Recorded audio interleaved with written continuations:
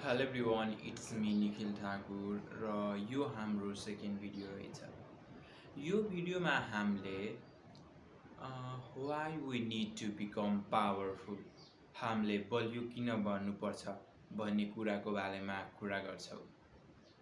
So हामीले normally म तपाईँले एउटा इक्जाम्पल दिन्छु।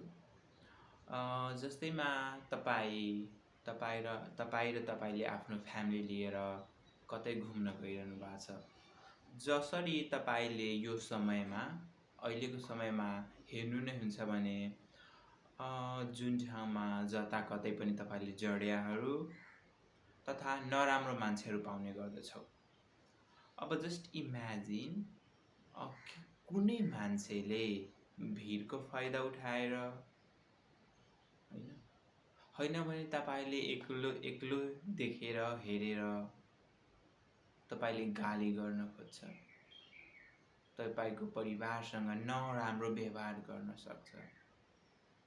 त्यो समयमा म तपाईँले क्लियर इक्जाम्पल दिन्छु। इफ तपाईँ बलियो हुनुहुन्न भने म स्योर भन्छु कि सबैभन्दा पहिला तपाईँले केही बोल्न सक्नुहुन्न। तपाईको हार्ट बिट नर्मल भन्दा धेरै तेज हुन थाल्छ। तपाईको हात खुट्टा कामिन थाल्छ। यो किन भन्दाखेरि तपाईले आफूलाई ट्रेन नगरेको कारणले। इफ तपाईँ एउटा राम्रो मान्छे हुनुहुन्छ, जिन्दगीमा कहिले पनि झगडामा फस्नु भएन, झगडा भए पनि त्यसलाई एभोइड टाल्न खोज्नु भएको छ, त्यस्तो अवस्थामा तपाईले यस्तो समस्याहरू फेस गर्नुहुन्छ। अनि बल्ल बल्ल त्यो समस्याबाट बाहिर आएपछि तपाईले आफूमाथि एकदमै शर्म आउन थाल्छ कि म एउटा मान्छे भएर एज अ म्यान मैले आफ्नो फ्यामिलीलाई प्रोटेक्ट गर्न सक्ने क्षमता छैन मसँग।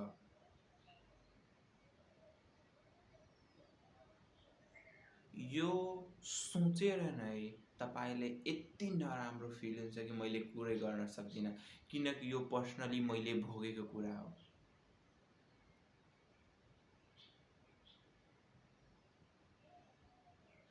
त्यसैले फ्रेन्ड्स, हामीले बलियो बन्नु एकदमै इम्पोर्टेन्ट हुन्छ। बलियो भन्दाखेरि एटलिस्ट आफ्नो सुरक्षा गर्न सक्नुपर्ने हुनु पर्यो। आपद विपद परेको बेलामा के कसरी त्यसलाई कन्डक्ट गर्ने, काउन्सिलिङ गर्ने, कसरी त्यसलाई सम्हाल्ने, त्यतिको क्षमता त आफूसँग हुनै पर्छ।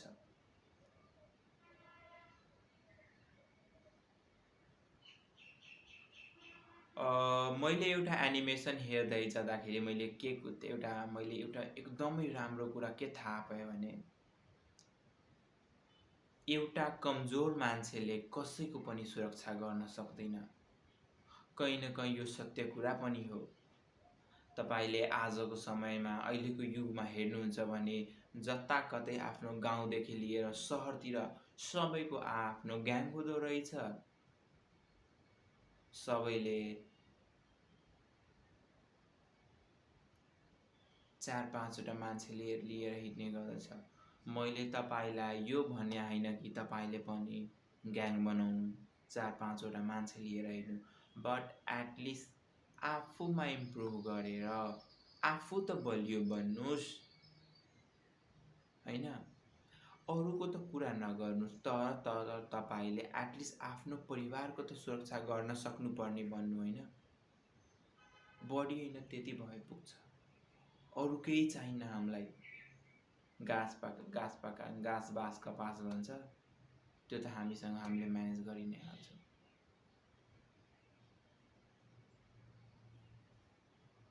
सो फ्रेन्ड्स, यसकै लागि हामीले बलियो हुनु एकदमै जरुरी छ। अहिलेको समयमा हेर्दाखेरि त के भन्छ भने चलाक मान्छेले काम गर्न सक्छ या यो म्याटर गर्दैन कि तपाईँ कति पनि चलाक भए पनि, राम्रो भए पनि, जति दयालु भए पनि जब तपाईले एउटा बलियो मान्छेको सामना गर्नुहुन्छ, त्यो समय त्यो बेला यो केही काम लाग्दैन।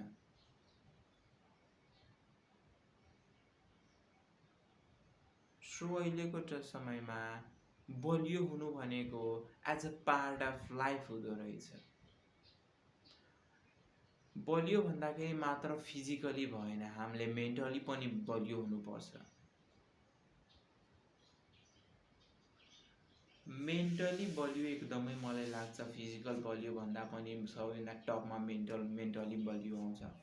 किन भन्दाखेरि तपाईले केटाहरूलाई हेर्नुहुन्छ, मान्छेमा जिउमा मासु नभए पनि तिनीहरूको बोल्ने क्षमता, क्यापाबिलिटी भनौँ न यस्तो आफूमा आँट हुन्छ कि मैले जे नि गर्न सक्छु। मेरो अगाडि जतिसुकै बलियो मान्छे आए पनि मसँग क्षमता छ कि मैले त्यसलाई फाइट गर्न सक्छु, आफू र आफ्नो परिवारको प्रोटेक्ट गर्न सक्छु। It is because of her mindset. त्यसैले फ्रेन्ड्स, आफू मेन्टली साथसाथै फिजिकली पनि बलियो हुनु। अनि फिजिकली बलियो भन्दाखेरि त्यो फाइटको लागि मात्र भएन, एउटा फिजिकली बलियो मान्छे अट्र्याक्टिभ पनि हुँदो रहेछ। तपाईँ फिजिकली बलियो हुनुहुन्छ भने तपाईले कन्फिडेन्सको आवश्यकता पर्दैन। त्यो स्वयं आफ्नो बडीमा आफै डेभलप हुन थाल्छ जब तपाईँ बलियो हुनुहुन्छ, फिजिकली स्ट्रङ हुनुहुन्छ। अनि कन्फिडेन्स हुन्छ नि, डराउने कुरै भएन।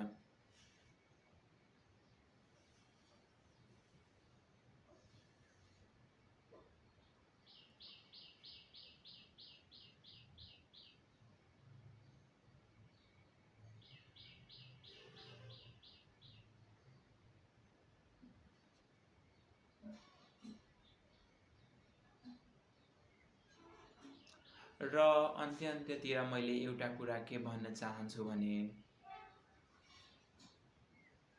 एउटा मैले एकदमै राम्रो कुरा एउटा रिल्सबाट सिकेँ हो के। त्यसमा के भन्छ भन्दाखेरि, you think become your thought, र थटले तपाईको बडीलाई भनौँ न चलाउने काम गर्दछ। किन भन्दाखेरि अब जस्तै तपाईले आफ्नो माइन्डमा सोचिरहनुहुन्छ कि होइन म कमजोर हो, मैले यो गर्न सक्दैन, मसँग यो क्षमता छैन भने अटोमेटिकली तपाईले सोच्दै गर्दाखेरि मेबी तपाईले लाग्न सक्छ होइन यो सोचले तपाईले केही गर्दैन, बट होइन, त्यही सोचको इन्स्ट्रक्सनको कारणले गर्दा इट बिकम योर थट। यो तपाईको विचारमा हुने गर्दछ, र विचारले नै जब तपाई रियल प्रब्लमहरू फेस गर्नुहुन्छ अनि तपाईले पाउनुहुन्छ कि अटोमेटिकली बिना थिङ्किङकै जे तपाईले सोचिरहनु भएको थियो, जस्तैमा तपाईले सोच्नुभयो कि ममा कन्फिडेन्स छैन, म बलियो छैन, मलाई बोल्न आउँदैन, म एउटा इन्ट्रोभर्ट मान्छे हो, म कसैसँग राम्रो कनेक्सन बनाउन सक्दिनँ। And your thinking ultimately become your thought. र जब तपाईले त्यो प्रब्लम फेस गर्नुहुन्छ अनि तपाईलाई आफ्नो थट अनुसारकै रिजल्ट पाउनुहुन्छ, जब कि तपाईले ठ्याक्क त्यसको विपरीत जब तपाईले आफ्नो माइन्डलाई यो विश्वास दिलाउनुहुन्छ कि होइन म इन्ट्रोभर्ट मान्छे होइन, म जोसँग पनि कनेक्सन बनाउन सक्छु, म बलियो मान्छे हो, मसँग राम्रो कम्युनिकेसन छ, मैले जे नि गर्न सक्छु। एन्ड जब तपाईले रियल प्रब्लम फेस गर्नुहुन्छ, त्यो तपाईको थटहरू, त्यो तपाईको कुराहरूले तपाईलाई अगाडि बढ्न मद्दत गर्छ। So always be positive. आफ्नो बारेमा कहिले पनि जीवनमा नराम्रो नभन्नुस्, र आफूलाई कहिले पनि अरूसँग कम्पेयर नगर्नुस्। किन भन्दाखेरि संसारमा जसलाई तपाईले एकदमै राम्रो सोच्नुहुन्छ, ठान्नुहुन्छ, जोसँग कम्पेयर गरिरहनु भएको छ, त्योभन्दा लाखौँ लाख राम्रो र धेरै राम्रो मान्छेहरू रहेछ। सो तपाईले आफूलाई कहिले पनि अरूसँग कम्पेयर नगर्नुहोस्, किन भन्दाखेरि तपाईँको लाइफ बेग्लै छ, त्यसको लाइफ बेग्लै हो। तपाईँको कन्डिसनहरू, तपाईँको अवस्था, तपाईँको परिस्थिति सबै बेग्लै रहेछ। तपाईँको कन्डिसन, तपाईँको फिजिकल, मेन्टल, इकोनोमिक कन्डिसन सबै ऊभन्दा डिफ्रेन्ट छ र तपाईँको भन्दा पनि उसको डिफ्रेन्ट छ। सो कहिले पनि अरूसँग कम्पेयर गरेर उदास नहुनुहोस्, फिलिङ गिल्टी नगर्नुहोस्, आफूमाथि शक नगर्नुहोस्।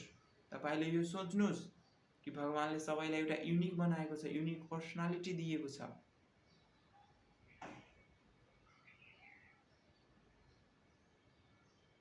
र यो मेरो लाइफ हो, मैले यसलाई कसरी निर्वाह गर्ने हो, कसरी कन्डक्ट गर्ने हो, कसरी चलाउने हो, त्यो मेरो हातमा हो। मैले अरूसँग कम्पेयर गरेर कुनै राम्रो कुरा हुनेवाला होइन। त्यसले मेरो कन्फिडेन्स डाउन गर्छ। So friend, that's all for the today. So I hope फेरि हामी भोलि भेट्नेछौँ with new video, with new topic. Bye by.